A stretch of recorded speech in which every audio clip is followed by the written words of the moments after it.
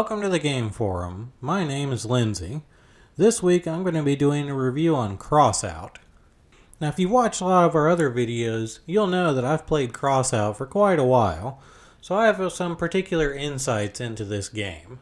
Crossout is a vehicle combat game with a heavy focus on customization and a wide variety of game modes to try. I'll start off with the graphics. The graphics aren't great, but they aren't terrible either.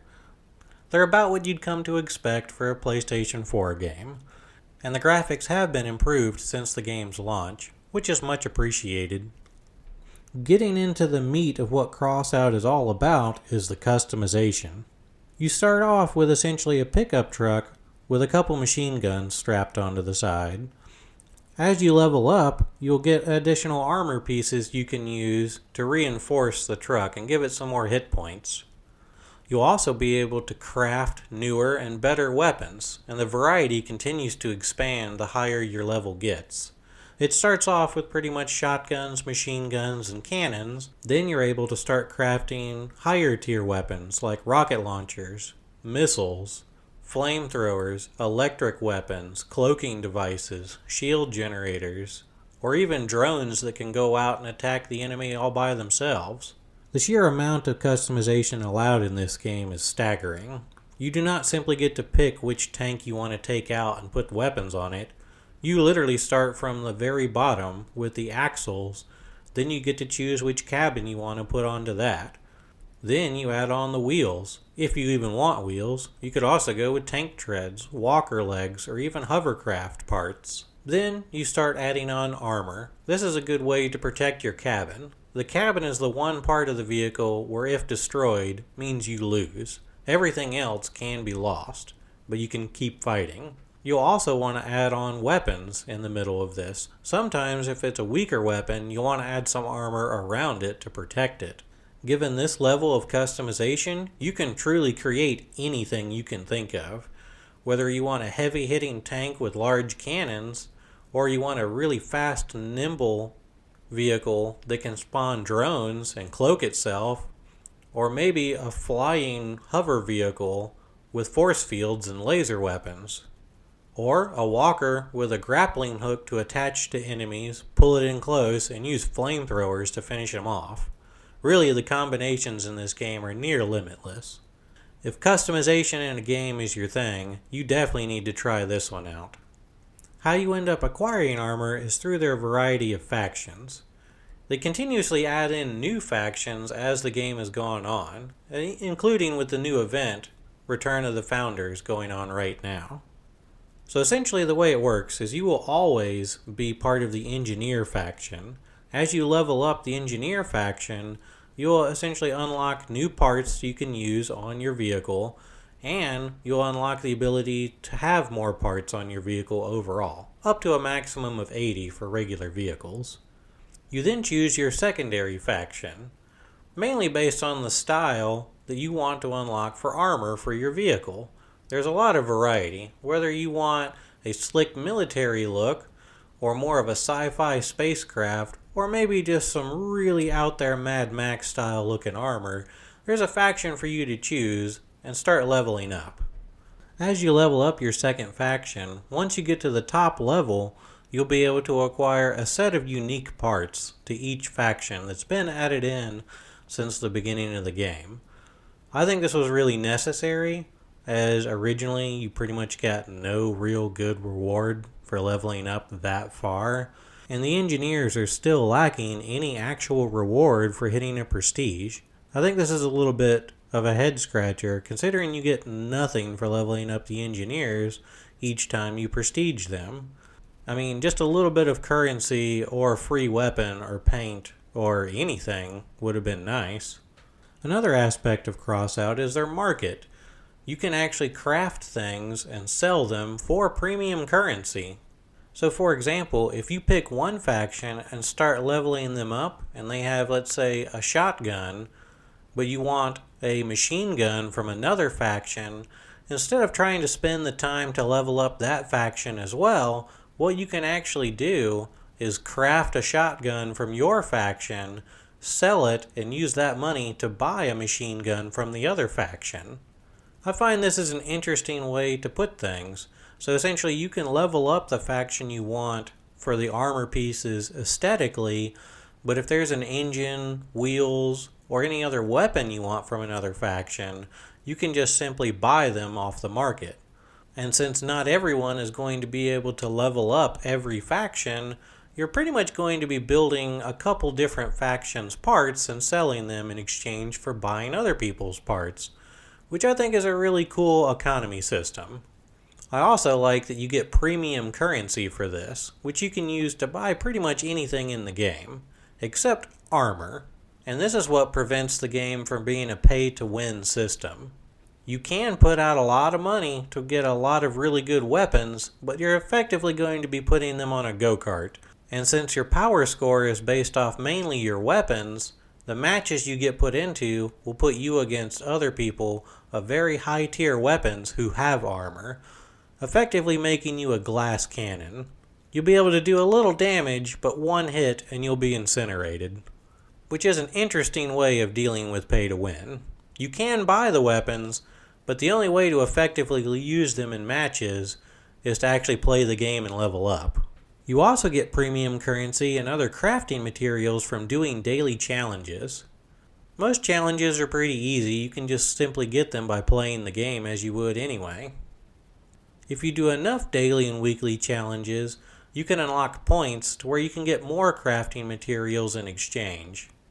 So now let's take a look at the modes in Crossout. Crossout has a wide variety of gameplay modes to choose from. Its main gameplay mode lets you choose between 3 different types of crafting materials to try and play for. It then splits it up into 3 modes. In each mode, you only get 1 life, so if you are destroyed, you are out for the rest of the game. Which isn't too bad, most matches only last about 5 minutes or so it's pretty quick to get in and out. There are 3 basic game modes in rotation. Base capture, where each team has 1 base. If the enemy team captures your base before time is up, they win. If time runs out and they've captured more of your base than you, they win. Or, if all the vehicles of one faction are destroyed, then the other faction wins. The next one is domination.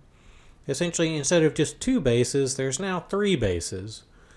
Any team to capture 2 bases and hold them wins.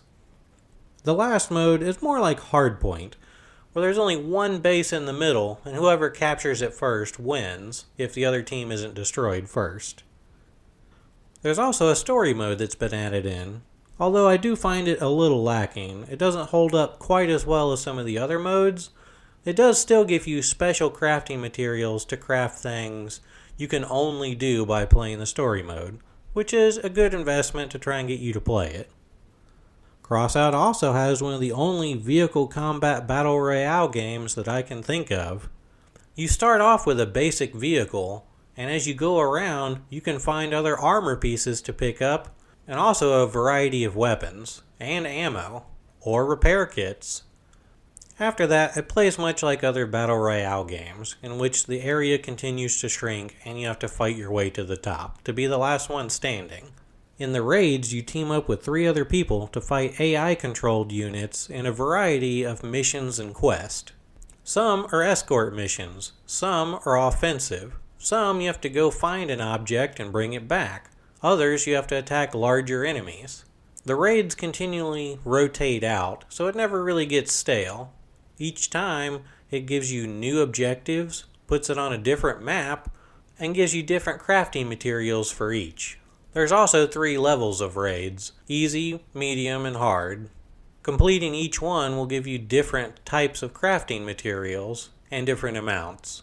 To play raids, you use fuel. You only get 200 fuel per day, but you can also put gas cans on your cars for the other multiplayer modes to gain more fuel so you can refuel and play more raids. It's kind of like a looping cycle. It's an interesting aspect of the game. There's also Leviathan raids. Each player can choose to build a Leviathan vehicle. These vehicles have higher weight limits and more power capacity, which means they can be weighted down with far more armor and be packing far more weapons than a standard vehicle, proving to be quite a challenge for even a group of players attacking it. In Leviathan raids, you and 3 other people get to attack 3 Leviathans one after another while trying to protect a central point, and also some small cannon fodder enemies in the mix as well. For this, you definitely need to bring your A-game and your A-game vehicle, because some of these things really put out a ton of damage and have a massive amount of armor. On top of all these modes, they also have, I would say, more like party game modes rotating out every couple of hours as well. If you've ever played Call of Duty and stuff like Gun Game or One in the Chamber, this would be the easiest thing to compare these two. A lot of times they'll end up giving you all a similar vehicle to where you'll have to fight and win. A couple examples of some of these modes, in some of them you get one essentially basic go-kart vehicle with a top tier weapon, which essentially makes it a one-shot kill. In other ones, you get to bring in your vehicle and essentially a free-for-all brawl. There's about 5 or 6 different little modes that rotate out every couple hours, including races. I will note one thing about races as well. Anytime you get into the race mode, it seems like they turn down the friction. It really feels like your car is just sliding around on like a well-buttered floor. It drives me crazy. They also continue to do several different seasonal events. These events are separate from the standard modes in the game and only rotate out every couple of months. The current event is Winter Mayhem. In this one, there are 6 different preset vehicles you can choose from. You go through and take bases. Depending on the number of bases you have, depends on how many points your team gets when you kill an enemy, which is an interesting mixture of domination and team deathmatch. The more wins you have in this mode, the more you level up and move up in the leaderboards, and the more prizes you unlock for your vehicle that are exclusive to events. This could be paint schemes, some stickers, armor pieces, cosmetics, just some cool stuff to show off for each event you've managed to complete. One thing I don't like about this though, is when you lose a little bit of points. And since it's not based on how well you did, it's based on how well your team did, this can start getting frustrating in the higher levels. So we can see that Crossout has a wide variety of customization and game modes. What about the maps? Crossout has continued to add in new maps as they've updated the game. So now there is a wide variety of maps to play on. However, I do have to say a lot of them do feel pretty similar. Since they're trying to stick with the post-apocalyptic vibe, you're going to be seeing a lot of destroyed cities, desertscapes, a lot of very gray and sandy style environments, although there are a couple different ones mixed in there too. And to their credit, a lot of the maps also rotate out whether it's day, night, raining, which does give it a good bit of variety in there too. One more thing I will have to mention about this game, it has a very heavy clan focus to it. The game also has clan battles in it, and clan battles are the only way to acquire a special premium currency, which is what you need to craft relic level weapons. So if you're not part of a clan, this can really offset a lot of stuff for you and affect how long it takes to get these type of weapons. Because of this, I feel like this has kind of skewed a lot of the currency in the game to be a lot more expensive than it should be. For example, the average price of a relic weapon is 45,000 credits. In the store, you can buy 5,000 plus 2,500 credits for $100. This works out to where if you wanted to buy this weapon, it would cost you $600 in real life currency. That is absurdly crazy. So overall, I think the graphics of this game are okay. The customization is a huge focus on the game and really lets you play it how you want to. There's a wide variety of game modes, and a lot of game modes are always shuffling out and adding in new ones, while keeping the old ones. So there's always something different for you to do. There's a lot of daily challenges for you to do too, always keeping a good focus on stuff to get new materials for crafting. A lot of the stuff you do craft, you can sell on the market and buy something you really want, which I think is an interesting experience. The game overall feels very balanced, but I feel like there's too much of a focus on clans. I like a lot of the maps and how they change weather systems, although a lot of them do feel a little bit similar. The faction system is really cool too, but this game is far too grindy for its own good. I would definitely recommend this game to anyone who likes a good vehicle combat game or really likes being able to get in there and customize anything the way they really want it. This is definitely the game for you. Plus, it's free to play, so you can't argue with that. I really just wish they would turn down the grindiness a little bit. Okay, a lot of bit, and it would make the game near perfect. I'm Lindsay, and this has been the Game Forum. Check back with us for new content coming soon.